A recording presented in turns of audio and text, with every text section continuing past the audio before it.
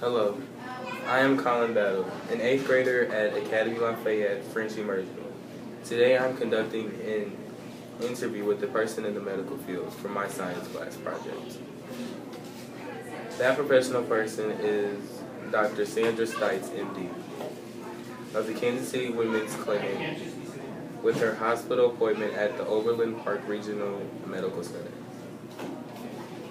Dr. Stites, thank you for your time and sharing your experiences with me. Let's get started.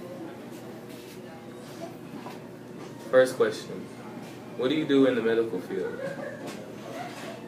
I am a gynecologist.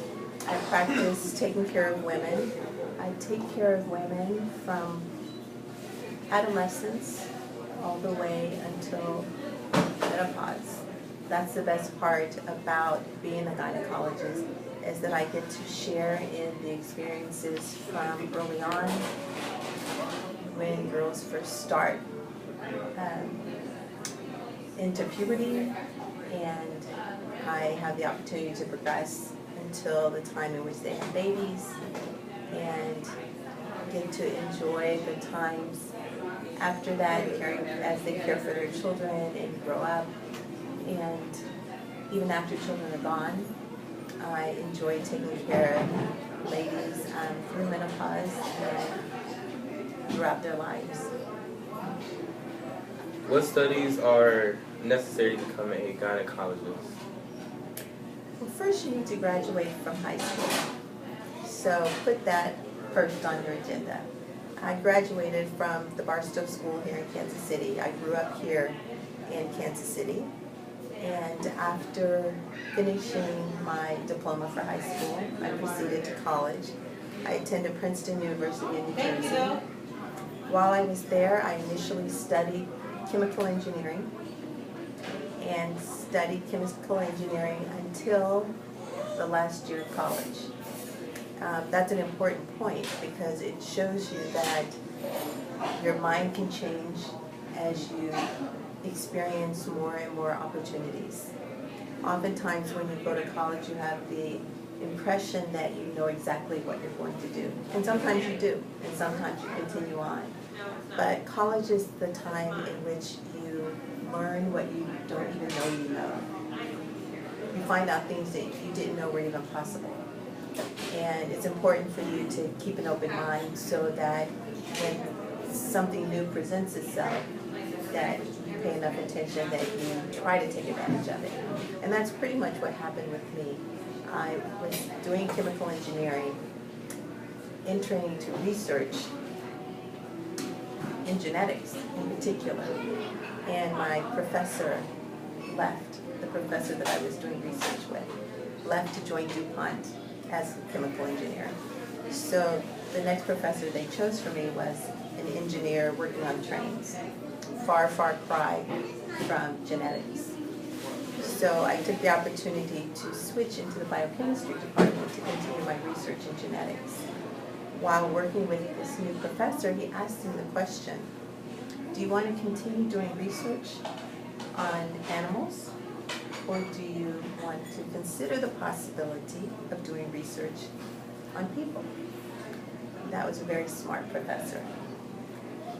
That question was clearly to open my mind and allow me to see that there were many, many more opportunities to be as broad as possible so that I could continue to do what I might want to do.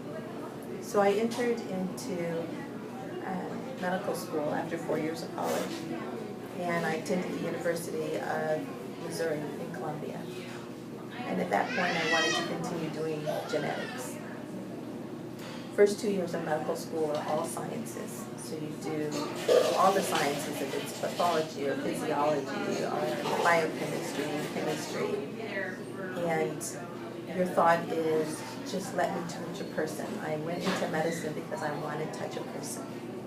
Then you move into your different rotations, it's pediatrics or surgery or gynecology. My very first rotation was pediatrics. I had planned to do pediatrics with the emphasis in genetics, and I found that it just did not didn't thrill me. It was great. It was okay. But I wanted to be passionate about what I did. I went through surgery and thought surgery was wonderful as well. I thought I can do this. I've got great hands. Loved the excitement of not knowing what was going to happen, and thought that that was a strong possibility. But I was completely knocked off my feet, literally, when it came time to do obstetrics and gynecology. As part of our rotation, we had to do a rotation as a nurse, part of medical school, and that was so that we would be more well-rounded and understand all the different aspects. And the first delivery that I saw, I actually fainted. And I think I fainted more so from the wonder and excitement of it all, rather than the gooiness and goriness of it all. Seeing a baby born is the most amazing thing you can see. There's so much promise, there's so much hope, there's so many possibilities with it that I immediately knew that this is what I wanted to do. It's a hard rotation. At Missouri, the way the rotation worked is that whenever someone came into labor, you were assigned that patient, and you stayed with that patient until she had her baby. That's a tall standing, because for a first baby, the average time of labor is about 14 hours. And typically, it starts in the middle of the night.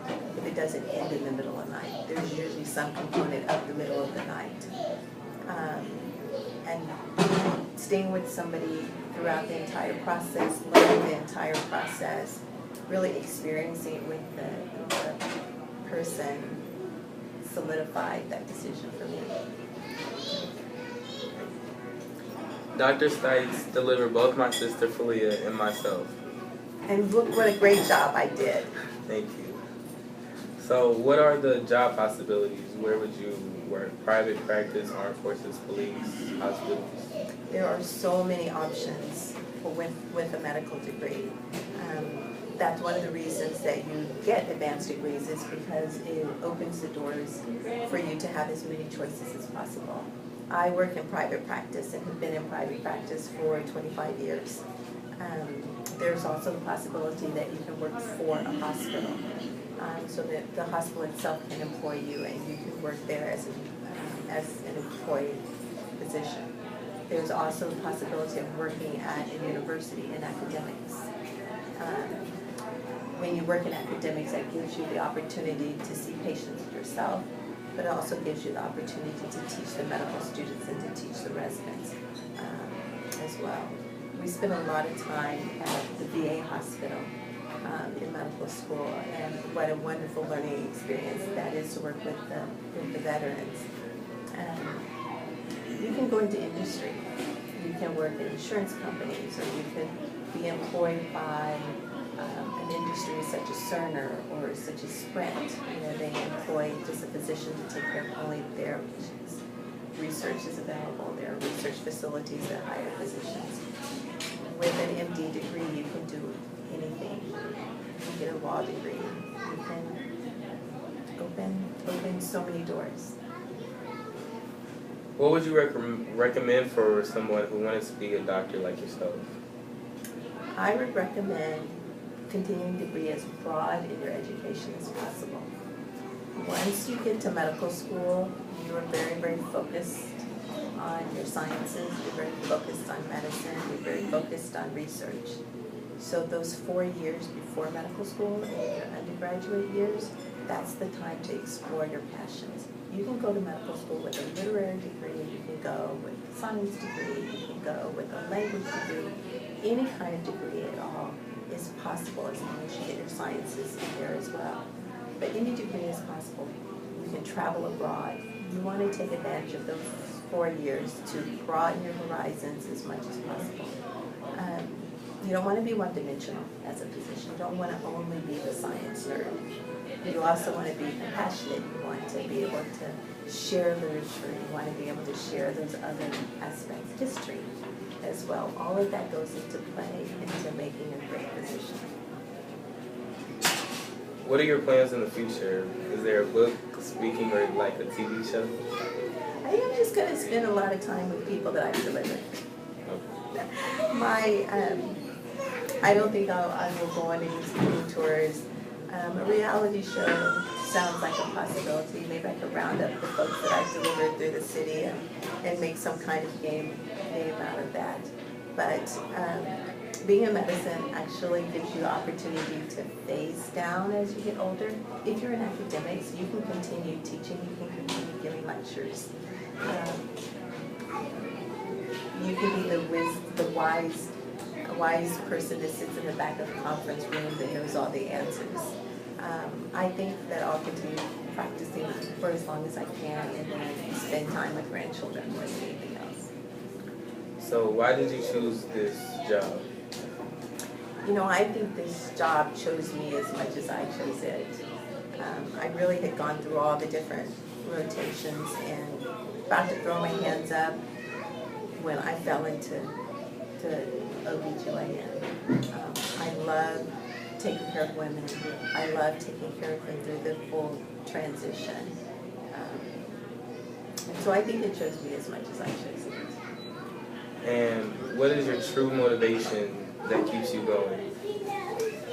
I think the motivation that keeps me going is that one patient that comes in that I feel like we make a difference. My nurse and I play a game that each day, at the end of the day, we get together and think, who did we really help today?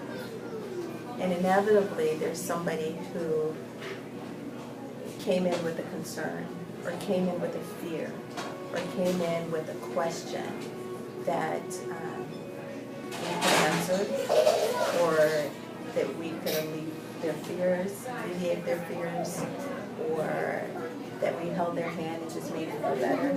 We seek that out each day. We look at that as a goal, and that's the motivation. When you deliver a baby, being with that person and spending 9 months talking about how you want that moment to happen, how you want that day to go, how you want to experience that birthing process, and then seeing it happen, that's motivating. So having success in those arenas gives you the motivation to get up in the middle of the night and do things that make you feel great. Well, Dr. Stites, again, thank you for your time. I really do appreciate this. And thank you for bringing me into this world as well. I tell you, I think I did a great job with you. Thank you. You're welcome.